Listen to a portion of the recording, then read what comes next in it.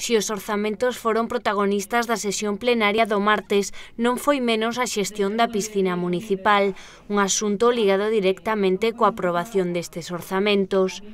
Parte do incremento nas contas, que son de algo máis de 5,4 millóns para 2014, contemplan a reapertura e xestión da piscina municipal.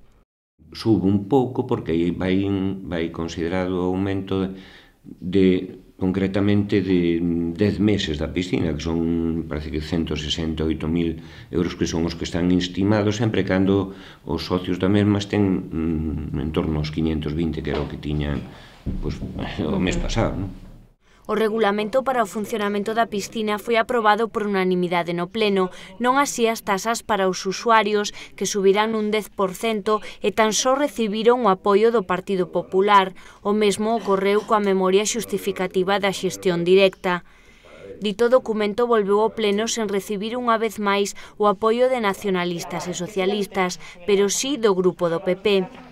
Con luz verde para a reapertura municipal das instalacións sobre a mesa e preguntado pola viabilidade dos prazos, o mandatario chantadino mantén o seu optimismo. Vamos a facer todo o posible para que a primeiros de marzo este outra vez en funcionamento. Non sabemos agora que, temos que facer unhas pequeniñas melloras ali, que os valoraba o técnico fai un tempo, eran 11.000 e pico de euros, non?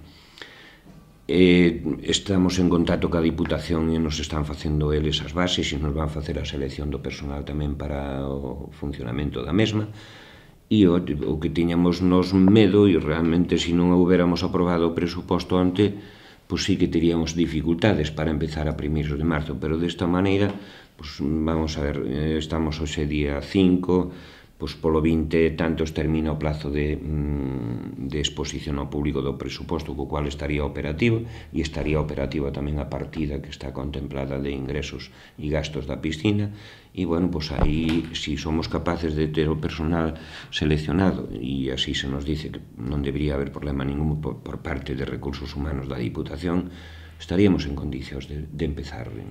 Vistos os números que fixemos, estamos en condicións de decir que a piscina de Chantada é, se non rentable, cubre os gastos perfectamente, non? E iso é o que ten que facer. Entón, se isto, xa o decía, se estamos en torno a 520 socios e con 8 traballadores pagándoles o que hai que pagar según o convenio que está establecido de piscinas de Galicia, non? Vamos a ter aí, digamos, unha fórmula para que, se o día de mañá nós ou outra corporación a quere privatizar de novo, vai ter un número reais para decir e para facer unha concesión sin trampa nin cartón. O goberno local afirma que se demostra que a piscina se autofinancia, podería tamén manterse a xestión municipal, xa que non estaría dentro dos servizos básicos a prestar pola administración local, pero tampouco os perxudicaría. Dende que se fixo a concesión da piscina hai 10 anos, gastos de mantemento como dos combustibles eran asumidos polo Concello tal e como se acordara, chegando a precisar preto de 150.000 euros nalgunha anualidade. É preciso lembrar que naquel momento se fixo unha concesión a unha empresa, pero non se elaborou ningún regulamento nin ningunhas bases que rexiran este servizo, a pesar de ser de titularidade municipal. A consecuencia disto é que ao vencer o contrato coa empresa adxudicataria, o Concello atópase agora na obrigatoriedade de elaborar todo este regulamento. Isto trouxo consigo un peche do servizo que perxudica aos seus usuarios e que, segundo os socialistas e nacionalistas, podería terse evitado se se iniciara o proceso con maior previsión.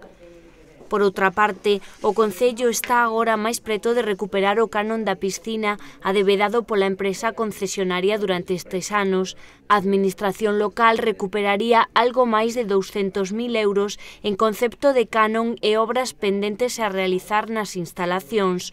O Pleno aprobou por unanimidade o acordo para que o Concello reclamase estas cantidades, grazas ao ditame favorable do Consello Consultivo a raíz dun informe elaborado pola secretaria do Concello que acredita estas débedas. A verdade é que é unha boa noticia e esta noticia houbera sido tremendamente mellor cando xa en outra ocasión, fai meses, se había remitido ao Consello Consultivo, pero por defectos de forma, non recordo ahora ben de memoria, pois nos devolveu para que reiniciáramos de novo. Reiniciouse de novo e agora sí que se fallou, bueno, pois favorable ao Concello. Isto quere dicir de todos os xeitos que hai que facer unha reclamación vía judicial e que despois a xusticia nos dé, digamos, a razón. Indudablemente, con un informe do Consello Consultivo como foi o que se nos trasladou, non debería haber problema ningún, pero bueno, de todas formas vamos a ser prudentes